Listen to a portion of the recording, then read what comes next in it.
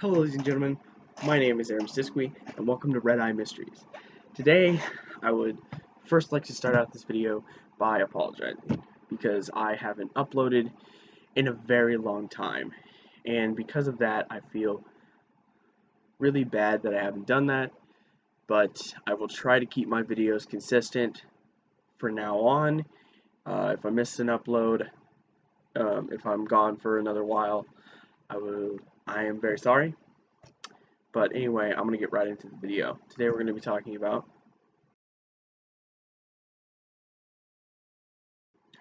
Keith and Elaine Dardeen lived in the woodland areas just outside of Ena, Illinois, with their 2-year-old son Peter, and Elaine was pregnant with their second child.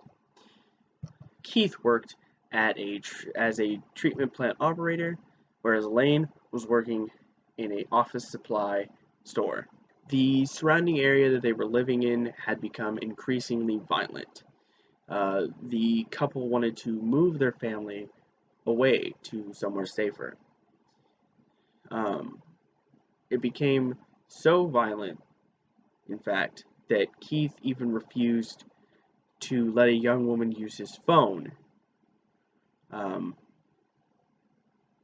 He even once called his mother to say that he was going to move back to Mount Carmel, but never gave a reason.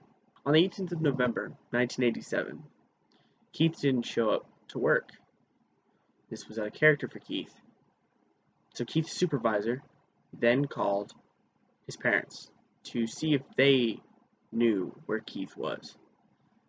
When Keith didn't answer calls from his parents, they became worried and informed the police. They were met with a horrible sight when they entered the home.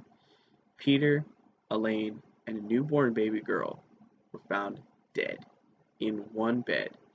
Peter and Elaine were gagged before being beaten with Peter's new baseball bat. During the attack, Elaine had given birth to the newborn baby girl. The killer took no mercy on the baby, however, and the baby was beaten. He then proceeded to make a sloppy attempt of cleaning the house before he left.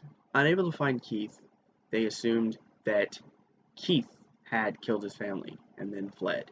However, his car was missing, and that following day, his body was discovered by hunters in a wheat field approximately a mile away from his home.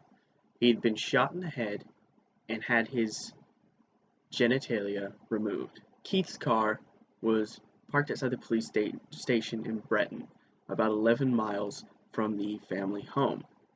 It was completely covered with blood on the inside, indicating that he was either murdered or mutilated on the inside of it. The police could not indicate who was murdered first, but what they could tell was that they were murdered in at least an hour or two. When news of the murder started to circulate, gun sales went up, and also security systems, and everybody became very aware of their surroundings. Investigators were stumped to find a motivation for the murders.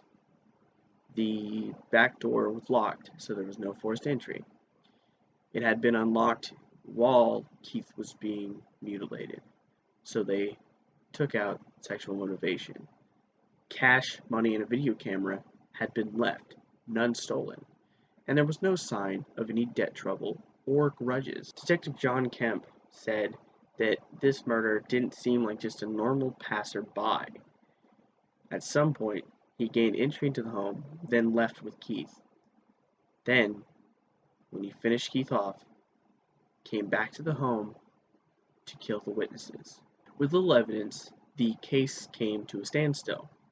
However, Keith's mother, Joanne, would call in every week to the police department to ask that they continue to look into her son's case. Joanne, Keith's mother, had her theories that someone was trying to sell Keith drugs, or Elaine was turning down someone's advances toward her. The most promising lead came when serial killer Tommy Lynn Sells was arrested for murdering Kaylin Harris, age 13, and Crystal Searles, age 10, while they were asleep.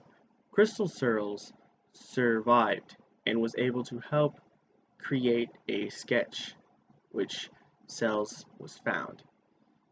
When they arrested Searles, he claimed that he murdered the Dardeen family in court. However, his statements didn't match up with any of the evidence found. Completely said that she didn't agree with any, or didn't believe any of Searles' statements or claims that he met Keith at a gas station and was apparently offered a threesome with Keith and his wife Elaine. She then went on to say that Keith is too protective of his family to even consider that. The answer to whether Searles killed the Dardeen family or the real killer is on the loose remains elusive. However, in 2014, Searles was put to death in Texas, and nobody has ever been charged with the murders of the Dardeen family.